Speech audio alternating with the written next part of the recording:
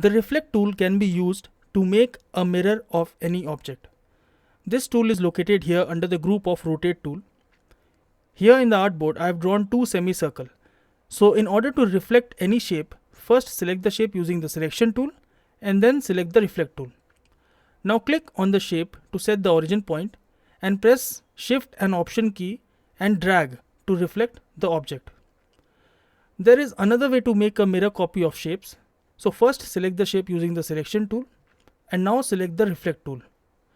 Now take the cursor to the desired location, let's say here, and option click to open up this dialog box. Here in this box you can change the axis like horizontal or vertical. You can change the angle, and when you are done, press copy to make a mirror copy of the shape. I will show you one neat trick to do mirror drawing in Illustrator. This feature is not built in Illustrator, but we can devise a workaround. So here I have an empty artboard. What you have to do is first draw a rectangle with no fill on this artboard. Make this rectangle bigger than the artboard. Now click on Align in the control panel. Make sure the rectangle is selected. Now click on this bottom button and choose Align to Artboard. And then click Horizontal Align Center and Vertical Align Center to align the rectangle perfectly on the artboard. Now click on Windows and choose Layer. And once again click on Windows and choose Appearance.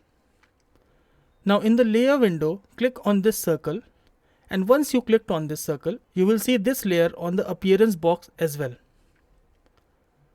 Now click Effect and under Distort and Transform, select Transform. This will open up a dialog box. Here check Reflect X and Copies to 1 and press OK. Now our mirror effect is ready. Select the paintbrush tool and draw.